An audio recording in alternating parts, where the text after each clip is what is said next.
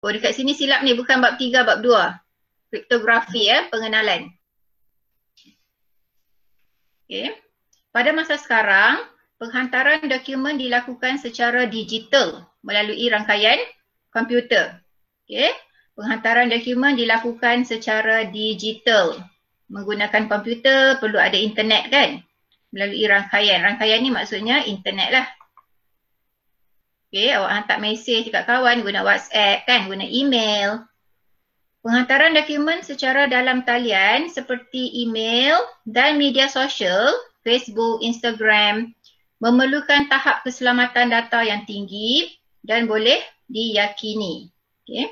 Dia memerlukan tahap keselamatan data yang tinggi. Sebab sekarang pun ada banyak masalah yang melibatkan internet. Khasnya dari segi keselamatan data lah. Data banyak diceroboh, dihack kan, digodam oleh orang yang tak bertanggungjawab. Okey, proses kriptografi diwujudkan untuk menjamin keselamatan data dan memastikan dokumen hanya boleh difahami oleh penerima yang dibenarkan sahaja. Okey, proses kriptografi. Okey, yang ni lah topik besar yang kita akan belajar hari ini, kriptografi.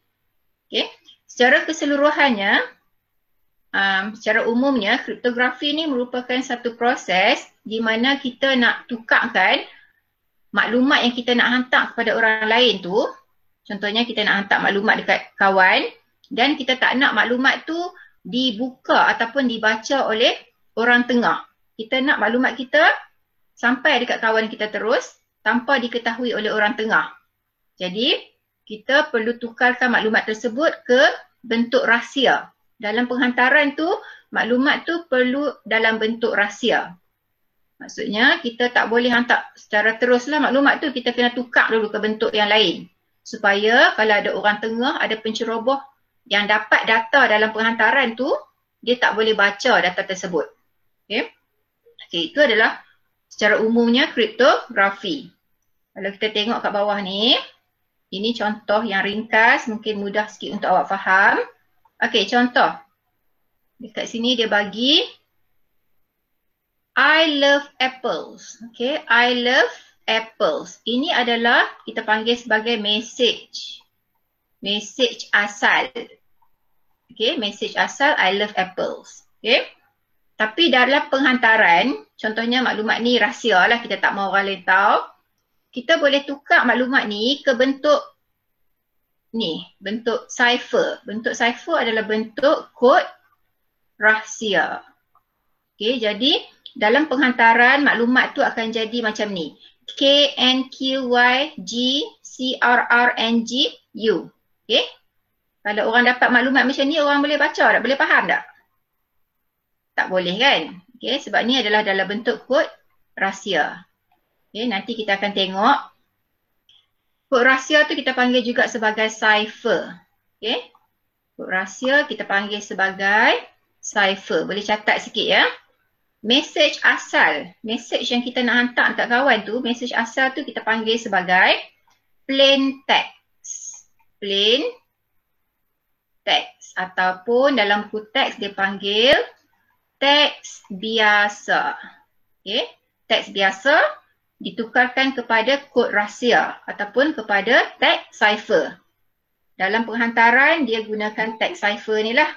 Bila sampai dekat kawan awak tu, pihak penerima akan tukar balik teks cipher ni kepada teks biasa supaya dia boleh baca. Okay. Bila sampai dekat kawan awak tu, penerima akan tukar balik. Jadi dia boleh baca lah mesej tu. I love apples. Kriptografi dalam pengkomputeran.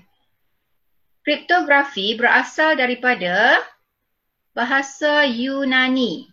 Okay, kriptografi adalah bahasa Yunani. Okay, ini penting Kriptografi daripada bahasa Yunani. Alamak, terang sangat ni. Okay, bahasa Yunani yang terdiri daripada dua suku kata.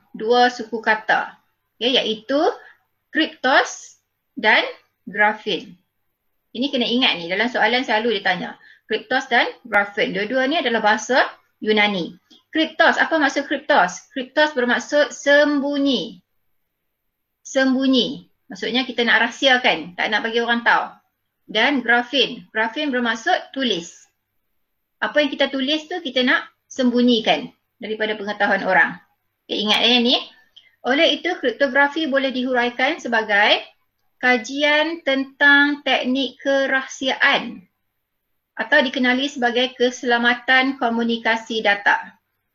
Tujuan utama kriptografi dicipta adalah untuk melindungi informasi ni maklumat daripada terdedah dan dipintas oleh pihak lain.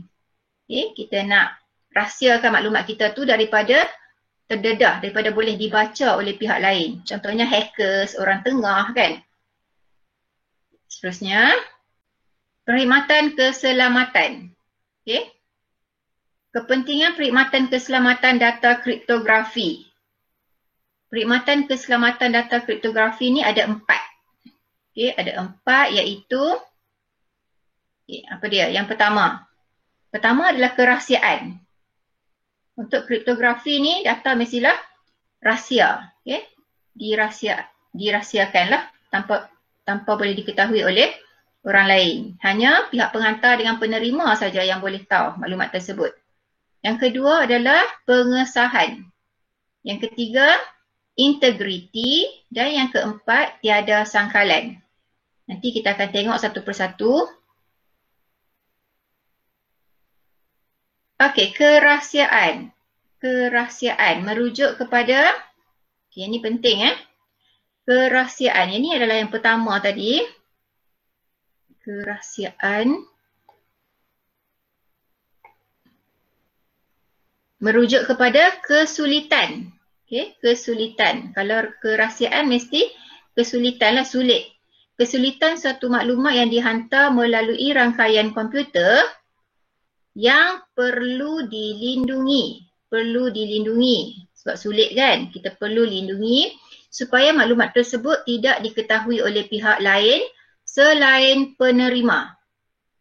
Okay, orang lain tak boleh tahu maklumat tersebut. Yang boleh tahu hanyalah penghantar dan penerima. Okey, yang kedua kita ada pengesahan. Pengesahan berkaitan dengan pengenalpastian pihak-pihak yang terlibat dalam komunikasi. Maklumat atau data yang diterima perlu dikenalpasti agar maklumat dihantar oleh pihak yang disahkan. Maksudnya, maklumat tersebut perlu dipastikan berasal daripada pihak penghantar. Memang orang tu yang hantar maklumat tu, bukan orang lain. Okay, itu pengesahan. Contohnya nama pengguna dan kata laluan seperti perbankan internet hanya boleh diakses oleh pengguna yang sah sahaja. Okay, itu yang kedua. Yang ketiga, integriti. Integriti ialah perkhidmatan keselamatan yang mengenalpasti sebarang perubahan terhadap maklumat atau data oleh pihak lain. Okay, integriti ni berkaitan dengan mengenalpasti sebarang perubahan terhadap maklumat. Okay, mungkin maklumat yang kita hantar tu diubah oleh pihak lain. Itu dari segi integriti. Contohnya transaksi perbankan dalam talian menggunakan kriptografi bagi mengelakkan pihak lain melakukan perubahan sebarang maklumat dalam transaksi seperti jumlah wang, nombor akaun dan sebagainya. Okay, itu yang ketiga. Seterusnya yang keempat. Yang keempat adalah tiada sangkalan. Okay, tiada sangkalan digunakan untuk membuktikan bahawa penghantar dan penerima maklumat tidak menafikan. Okay, penghantar dan penerima tidak menafikan bahawa mereka menghantar dan menerima maklumat tersebut. Okay, bila kita tanya penghantar, dia kata, ya betul, saya yang hantar maklumat tersebut. Okay, tanya penerima, penerima kata, betul, memang saya lah penerima yang sebenar. Dan boleh baca lah maklumat tersebut kan. Itu adalah tiada sangkalan. Maksudnya tidak menafikan. Penghantar dan penerima tidak menafikan.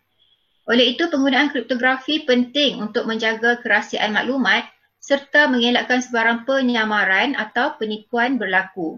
Okay, kena ingatlah empat tu. Okey, seterusnya kita laju sikit. Okey, ini adalah nota yang perlu disalin. Okey, 4 perkhidmatan keselamatan data kriptografi. Okey, saya buat dalam bentuk ni ringkas sikit. Okey, seterusnya proses cipher. Cipher tu maksudnya rahsia. Okey, contoh dekat sini. Okey, tengok contoh. Ini adalah proses kriptografi. Keseluruhan ni kita panggil sebagai proses kriptografi. Okey, tajuk kita ni lah kriptografi. Okey, dalam kriptografi perlu wujud pihak penghantar. Ini penghantar. Okey, penghantar maklumat. Penghantar adalah sender, kan? Sender, penghantar. Dan ini mesti wujud pihak penerima. Penerima maklumat, receiver. Selalunya kita labelkan sebagai R. Penghantar adalah S. Penghantar akan menghantar data. Okay. Data tersebut, data asal tersebut kita panggil sebagai plain text. Ini adalah data asal ataupun kalau ikut buku teks kamu dia panggil teks biasa. Okay. Dalam penghantaran, semasa dia nak hantar kepada penerima, mungkin ada orang tengah, ada hackers kan yang nak ambil data tersebut. Jadi, teks biasa ni perlu ditukar ke teks cipher ataupun teks rahsia, kod rahsia. Okay? Supaya bila dalam penghantaran, teks cipher tersebut bila orang baca data tersebut, dia tak boleh tukar ke teks biasa. Okay. Bila sampai ke pihak penerima, penerima akan tukar balik teks cipher kepada teks biasa. Bila tukar kepada teks biasa, dia boleh bacalah maklumat tersebut. Okay. Okay, proses. Proses untuk menukarkan teks biasa ke teks cipher. Okay, proses menukarkan plain text ke cipher text. Proses ni dipanggil sebagai proses encryption. Encryption ataupun dalam bahasa Melayu dia panggil penyulitan. Penyulitan, sulitkan message. Okay. Dan proses untuk tukarkan teks cipher balik kepada teks biasa di pihak penerima kita panggil sebagai proses decryption. Decryption. Okay. Dalam buku teks dia panggil nyah sulit. Okay. Nyah sulit. Nyah tu maksudnya buang. Okay. Nyah sulit maksudnya menukarkan kembali teks cipher ke bentuk teks biasa di pihak penerima. Okay. Jadi secara keseluruhannya proses kriptografi ni adalah satu proses yang besar lah. Kriptografi ni melibatkan dua proses utama. Melibatkan dua proses utama iaitu proses penyulitan dan proses nyah sulit. Penyulitan berlaku di pihak siapa? Penghantar. Nyah sulit berlaku di pihak penerima. Okey. Kita tengok lagi ada contoh lain supaya lebih faham. Faham tak setakat ni? Okey, ini yang saya terangkan tadi, lebih kurang je. Plain text. Plain text tu adalah teks. Siapa boleh jawab? Plain text. Teks biasa. Okey. Ditukarkan, plain text ditukarkan ke cipher text. Cipher text ni adalah teks cipher. Okey. Di pihak mana? Pihak penghantar. Okey, proses ni dipanggil sebagai proses apa? Encryption ataupun proses penyulitan. Okey. Bila sampai ke pihak penerima akan terima teks cipher dulu. Okay, teks cipher tu dia perlu tukar balik ke teks biasa menggunakan proses decryption. Prosesnya sulit. Barulah teks tu jadi teks biasa dan penerima boleh baca teks tersebut. Okay. Okay, next. Tajuk ni senang saja, mula-mula ni senang je. Okay, ini contoh daripada internet juga saya ambil. Ni teks biasa, ada buku dia panggil clear text. Tapi kita panggil plain text ya, teks biasa. Tukar ke ciphertext, proses encryption, nyah sulit. Okay, ciphertext ke plain text balik. Okay, teks cipher kepada teks biasa, proses nyah sulit. Okay, dia buka balik kunci kan. Okay, masa penghantaran dia kunci, maklumat tersebut berkunci. Bila kunci jadi ciphertext. Okay. Bila sampai ke pihak penerima, dia buka kunci itu balik, jadi teks biasa. Seterusnya, ni pun sama juga.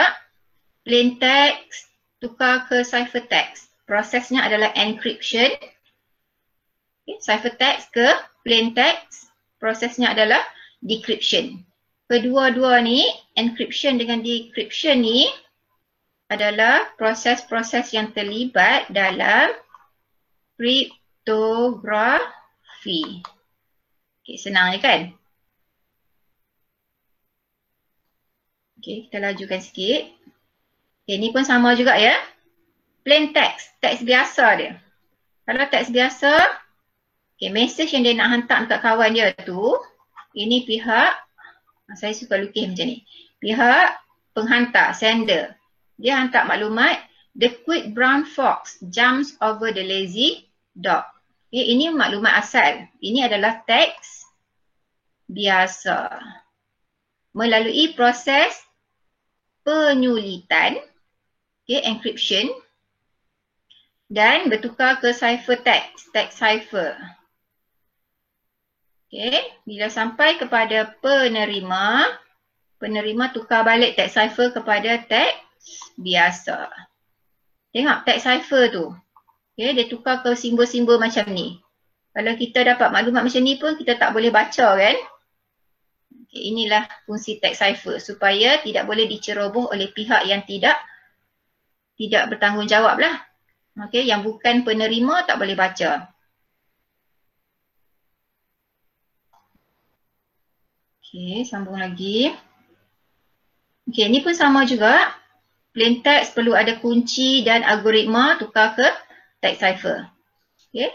Ini prosesnya sulit daripada teks cipher, perlukan kunci dan algoritma. Nanti saya terangkan apa fungsi kunci dan algoritma. Okay. Tukarkan ciphertext kepada teks biasa. Okay. Dalam kriptografi, pasangan algoritma digunakan untuk melakukan penyulitan dan nyah sulit. Okay, pasangan algoritma maksudnya kita ada satu pseudocode. Okay, pseudocode atau satu pengekodan lah untuk kita sulitkan mesej tersebut.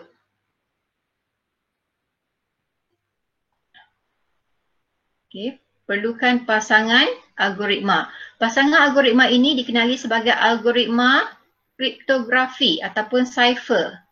Algoritma kriptografi ataupun cipher. Algoritma ni adalah dalam bentuk apa? Kita belajar kan algoritma dalam bentuk pseudocode ataupun carta alir yang kita tukar nanti ke dalam bentuk coding. Okey, menggunakan bahasa pengatur caraan lah.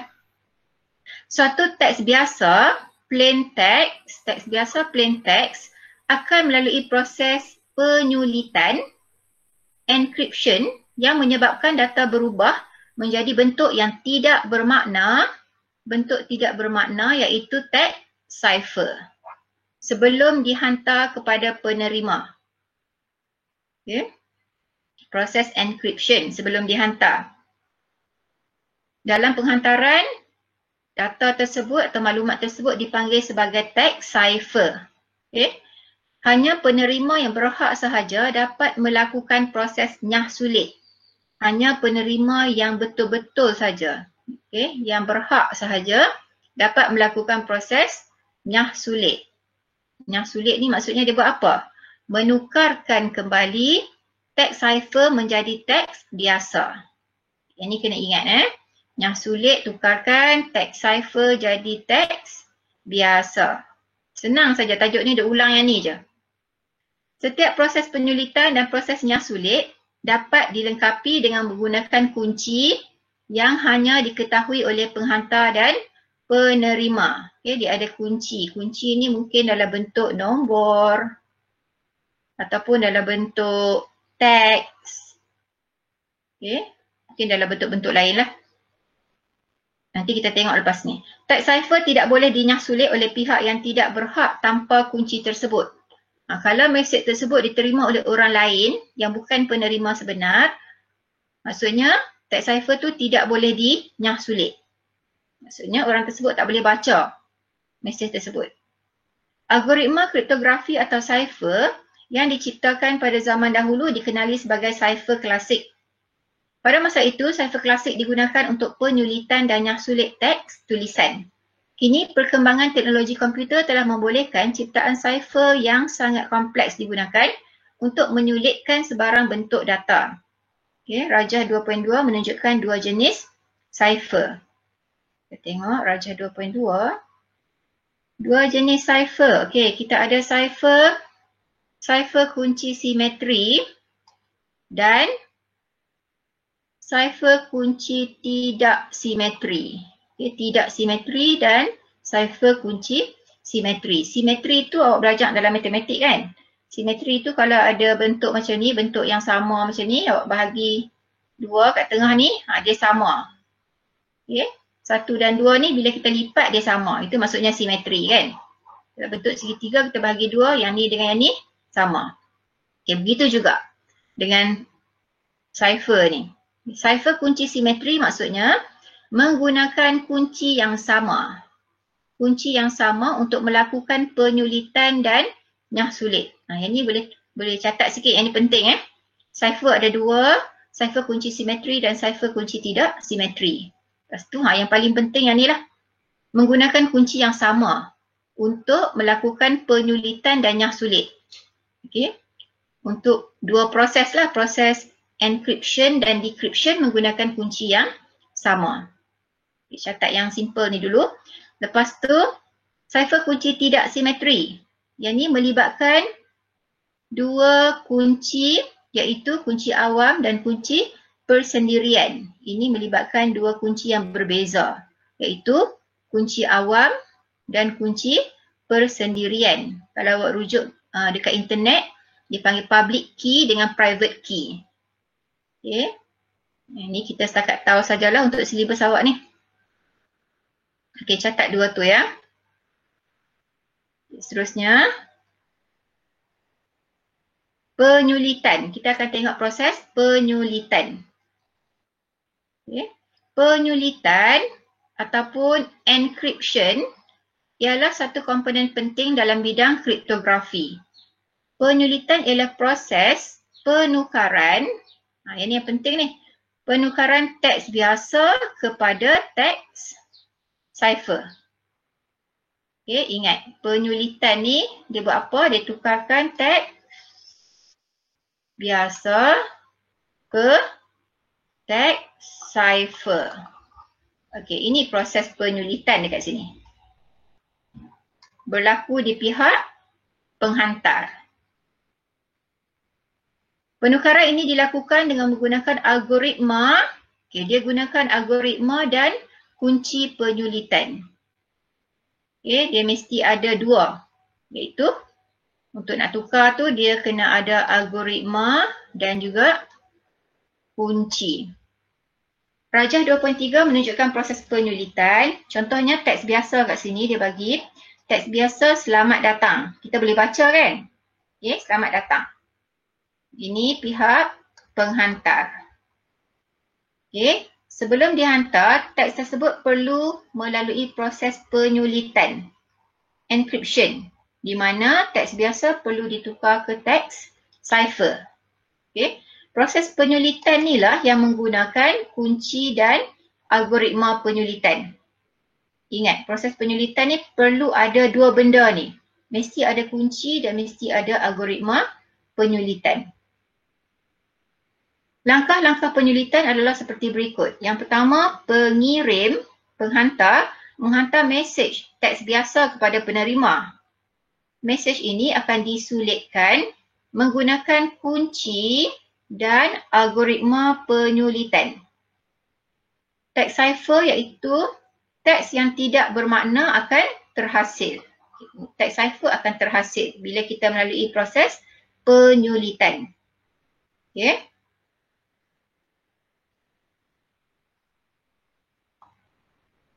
Okey, seterusnya kita tengok proses yang kedua dalam kriptografi iaitu proses nyah sulit. Okey, lebih kurang tadi juga, tapi nyah sulit ni dia terbalikkan. Okey, nyah sulit ni apabila satu teks biasa telah melalui proses penyulitan dan menghasilkan teks cipher, proses nyah sulit akan berlaku terhadap teks cipher untuk mendapatkan kembali teks biasa yang asal. Okey, daripada teks cipher kita nak tukar ke teks biasa. Proses yang terlibat adalah proses nyah sulit. Okay, untuk nyah sulit pun perlu dua benda iaitu kunci dan algoritma nyah sulit. Kena ingat tu.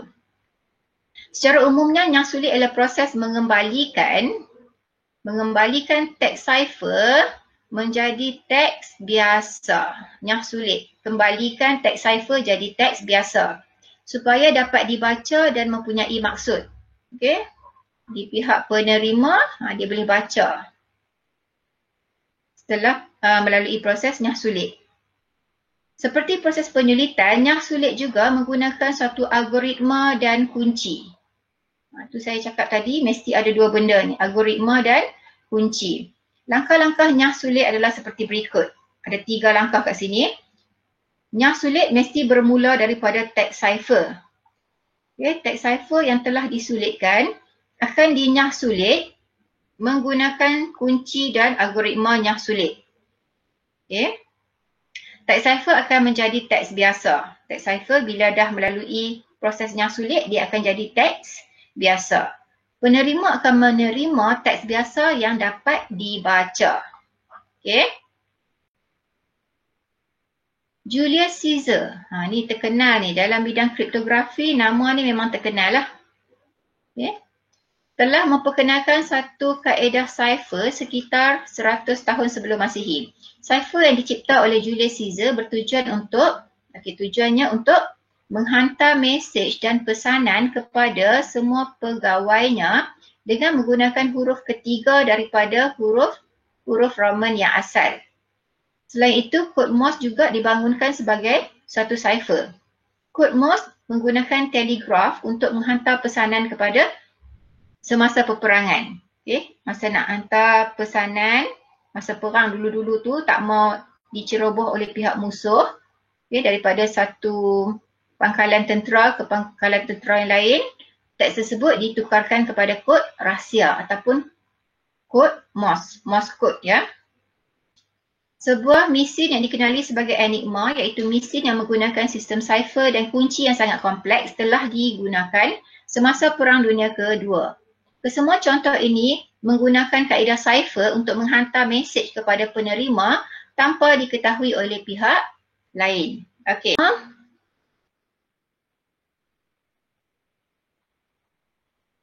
Okey, yang pertama kita ada kaedah reverse cipher. Reverse tu maksudnya songsang. Okey, sekali saya akan terangkan. Reverse cipher, substitution cipher. Substitute. Okay. Substitute is ganti. Cipher penggantian. Transposition. Transposition ni maksudnya ubah kedudukan, ubah position. Okay. Ni cipher kita ubah kedudukan objek. Okay. Kita tengok.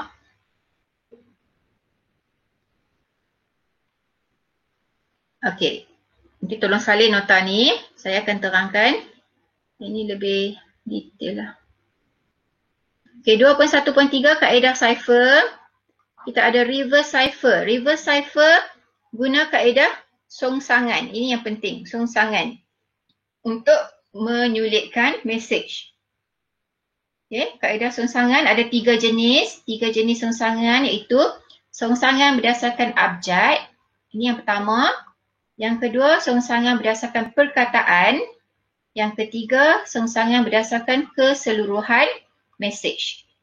Okey, tajuk yang ke depan ni kita akan belajar lebih detail setiap satu ni.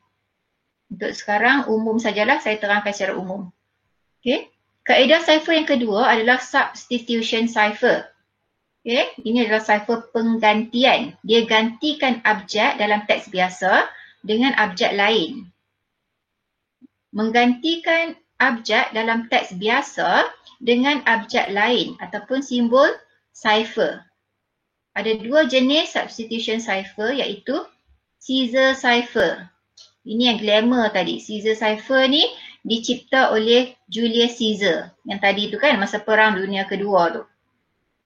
Lepas tu kita ada shift cipher, cipher anjakan. Ni benda yang sama.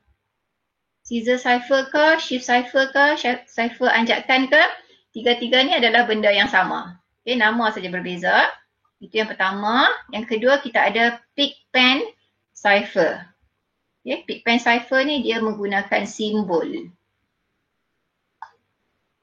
Seterusnya yang ketiga, transposition cipher. Transposition maksudnya mengubah kedudukan abjad dalam teks biasa. Macam mana dia ubah? Mungkin dia buat pemutaran. Okay, dia tukar tempat lah. Percampuran ataupun scrambling.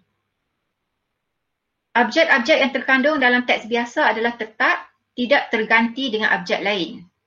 Okay, contohnya kalau kita tulis macam tadilah, help me. Okay, kita ubah kedudukan abjad je. Abjad tu masih guna HELPME. Kita tak guna abjad lain. Contohnya abjad Z ke tak guna, Y tak guna, E guna tak? E guna. Mungkin dia jadi EEMPHL. Macam tu. Okay, ini maksudnya transposition cipher. Transposition ubah kedudukan saja. Tapi tak masuk abjad lain. Tidak terganti dengan abjad lain. Yang ganti abjad lain tu adalah substitution cipher. Kalau substitution tu kalau help me, mungkin jadi macam tadilah kita buat J apa-apa tu kan. Okey, 2 jenis transposition cipher. Kita ada columnar transposition dan Rilfan cipher. Okey. Seterusnya. Okey, yang ni. Yang nota ni sama dengan tadi saja, salin sekali sajalah. Salin yang tadi saja. Okey, ini adalah contoh cipher. Okey, yang ni yang tahun lepas lah, yang saya ajak tahun lepas. Text cipher. Contohnya text cipher dia adalah TSAUM ni kan. Kita tak boleh baca apa yang ni sebab dia adalah text cipher. Lepas tu kita perlu tukarkan kepada teks biasa. Untuk tukar kepada teks biasa perlukan kunci. Kunci dan algoritma. Okey. Okey, kunci 3. So kita akan buatlah 3 ni, 3 baris. Okey, nanti kita belajar. Okay, bila dah tukar ke bentuk teks biasa, kita dapat baca sebagai tulis nama penuh kamu. Okey, ni jawapan dia lah. Okey. Okey, 2.1.3 reverse cipher. Nanti boleh tengok dekat blog juga ya. Saya besarkan sikit, nanti saya nak terangkan. Reverse cipher ni macam saya cakap tadi, reverse cipher adalah cipher songsangan. Okey, songsangan. Reverse tu songsang lah. Terbalik kan? Terbalik ataupun songsang. Adalah cipher yang paling mudah. Paling mudah. Guna cara songsangan untuk sulitkan mesej. Guna cara songsangan untuk menyulitkan mesej. 3 jenis berdasarkan abjad, perkataan dan seluruh mesej. Okey. Saya laju sikit nak jimatkan data awak tu, data internet. 3 jenis reverse cipher. Kita ada yang pertama yang berdasarkan abjad tu. Ni kena tengok betul-betul macam mana nak buat. Songsangan berdasarkan abjad. Cara nak buat dia macam ni. Mula-mula kita buat jadual. Okey, buat jadual. Kalau tak nak buat jadual pun kita senaraikan dulu. Songsangan berdasarkan abjad ni sebenarnya dia songsangkan abjad. Selalu kita tulis A, B, C sampai Z. Bila dia jadi cipher, kita akan tulis terbalik daripada Z sampai A. Okey, yang ni adalah teks biasa. Okey, yang atas tu teks biasa A sampai Z. Yang bawah ni adalah teks apa? Teks cipher. Teks cipher tu kalau nak senang, janganlah tulis daripada Z, Y, X tu payah kan? Mula-mula tulis dulu A sampai Z. A, B, C, D, E, F, G apa kan? X, Y, Z. Okay, ini teks biasa. Teks biasa. Lepas tu teks cipher, tulis dari belakang. Nak mudah tulis dari belakang. A, B, C apa-apa kan? Yang ni Z. Y, X, Y, Z macam tu. Okay? Tak nak tulis jadual pun tak apa, tulis macam ni. Tapi mesti sama lah. Ni, Z jadi A ni kan? Faham tak setakat ni? Okey. Kena betul-betul kena pasti yang atas ni adalah teks biasa, yang ni teks cipher. Mesej disulitkan dengan menggunakan abjad yang telah disongsangkan. Sebagai contoh, ini teks biasa. Mesej sulit anda. Okay. Ini teks biasa kan? Bila teks biasa, kita tengok dalam jadual kita tengok yang atas ke yang bawah? Baris atas ke baris bawah? Baris? Baris mana kita tengok? Semua duduk dengan saya ke apa ni? Kita tengok yang atas ni. Okay? Ya, cikgu. M tu teks biasa. Dia jadi apa kalau cipher? Dia jadi N, kan? E jadi apa? Teks biasa. Teks biasa E. E jadi apa? Cepat bagi tahu saya. V. Kan? Betul. Boleh kot sambung yang lain senang je kan? Senang saja. Yang ni boleh buat sendirilah. Okey, seterusnya kita tengok ada latihan sikit yang mudah-mudah je saya bagi. Sebab nak cepat. Okey, contoh kat sini. Songsangan berdasarkan abjad. Macam kita bincang tadi. Okey, yang atas ni teks apa ni? Bagi tahu saya. Teks apa? Teks biasa. Yang ni teks kena tulis. Kalau tak tulis nanti awak kadang-kadang kita silap, confuse. Ini teks cipher ya, yang kedua ni. Okey, sekarang teks biasa. Please help. Apa jawapan dia? Tolong bagi tahu. Mula-mula huruf P jadi apa? K. Cepatnya. K, pandai. Lepas tu? L? O. Ya. Lepas tu? V. Lepas tu? Z. Ya. Lepas tu H kan? Lepas tu V. Betul. Ya. Sambung lagi lah. Help. Kita buat yang ni sampai habis. Yang lain tu buat sendiri. S. V. Ya. O. K. Betul kan? Ya. Okey, betul. Kita buat yang ni satu lagi. Last yang ni. Sebelum kita masuk yang lain. Okey, yang ni. Dia bagi teks cipher. Kan? Macam mana kita nak buat tu? Kita nak tengok baris atas ke baris bawah? Bawah. Baris bawah. Kena tengok betul-betul. Kalau teks cipher, yang ni adalah teks cipher, kita mesti tengok yang bawah. Kalau tengok yang atas memang silap lah. Okey, H jadi apa? H jadi? S. V. E. V. Tengok saya pun nak tersilap dah. V jadi? No. Ni kan? E. Ya. Lepas tu? O jadi? L. L. Lepas tu? A. Saya tahu dah. AP. Selamatkan. Ni apa? P. P jadi apa? Betul lah. Selamatkan. Okay, yang ni selamatkan. P, Z, and R. Apa dia? P. K kan? Siapa tahu jawapan?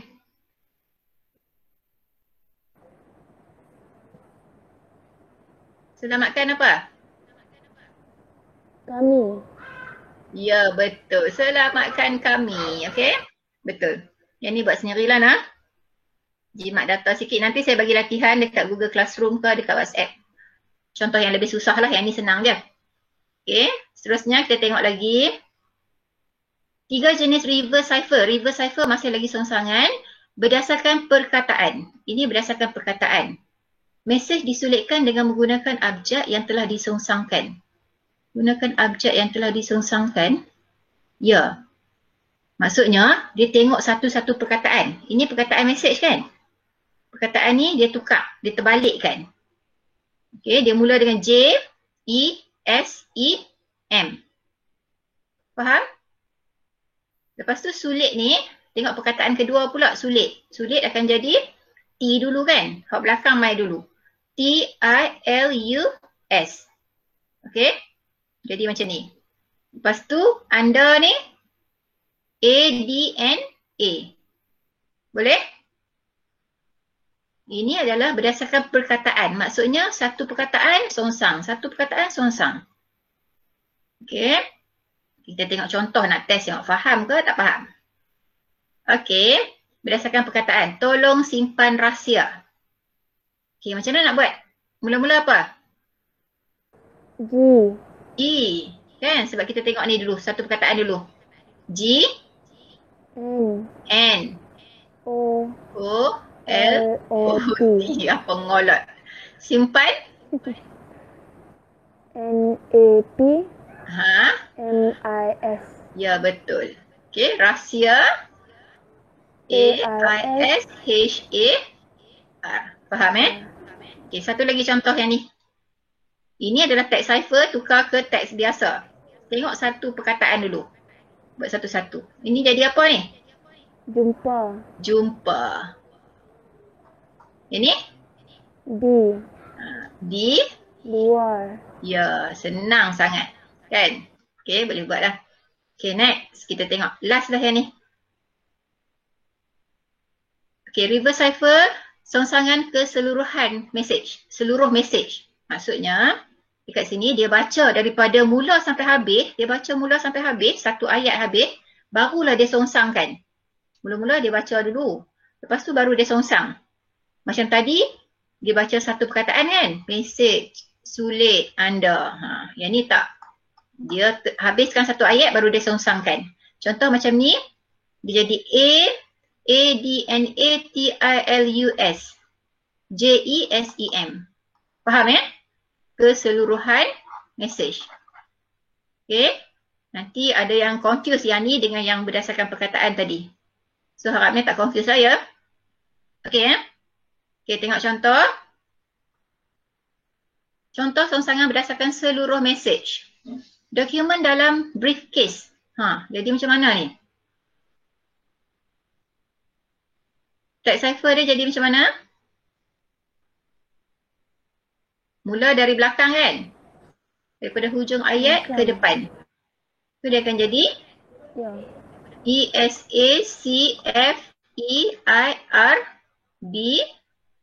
M-A-L-A-D N-E-M-U-K-O-D. Betul? Kita check daripada belakang lah kalau nak baca. Dokumen dalam briefcase. Betul ya? Yang ni senang je. Cuba yang ni pula. Bagi tahu saya ni jawapan dia apa? Mata yang ni adalah proses. Pernah. Ya. Mata pena. Lebih. Lebih.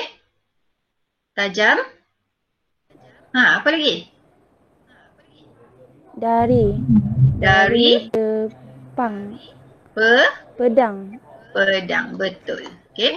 Okey, tadi lupa nak habaq. Last nah ni. Tadi lupa nak habaq. Yang ni daripada teks cipher ke teks biasa. Ini kita panggil proses apa? Tukarkan teks cipher ke teks biasa. Proses ni panggil proses apa? Nyah sulit. Prosesnya sulit. Betul. Ya, okey. Kalau yang ni daripada teks biasa ke teks cipher, proses?